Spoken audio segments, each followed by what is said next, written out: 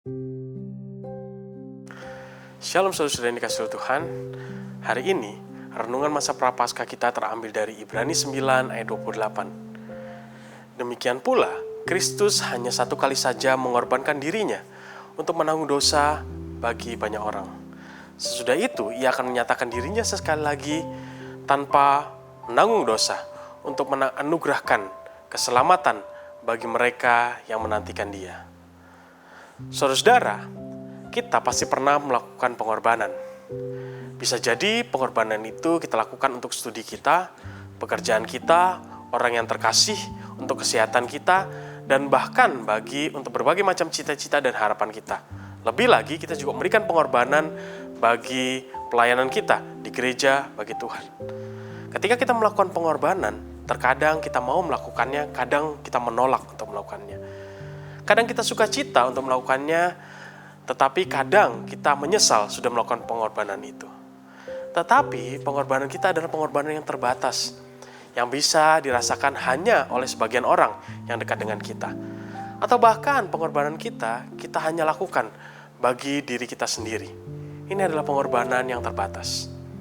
Tetapi saudara, ada satu pribadi yang melakukan pengorbanan sebagai tujuan utama dalam kehidupannya.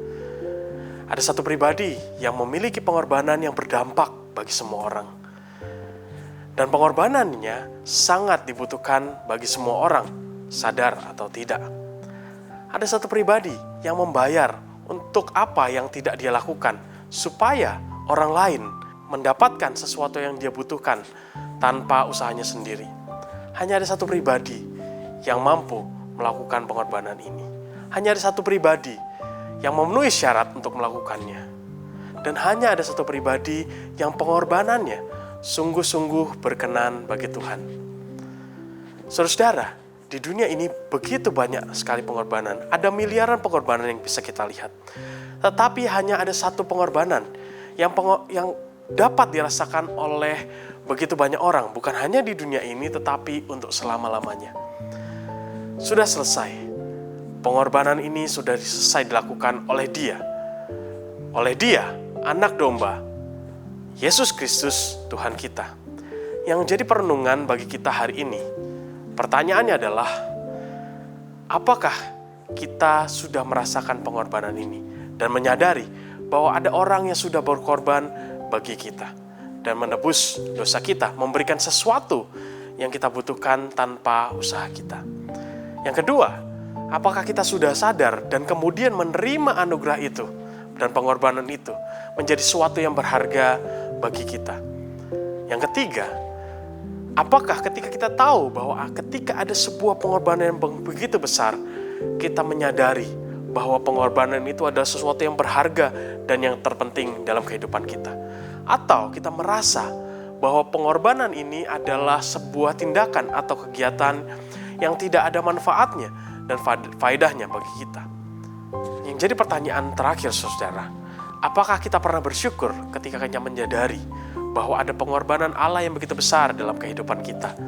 Dia memberikan anaknya yang terkasih, karena kasihnya yang begitu besar bagi kita, dan kemudian menjadi sesuatu yang berharga bagi kehidupan kita.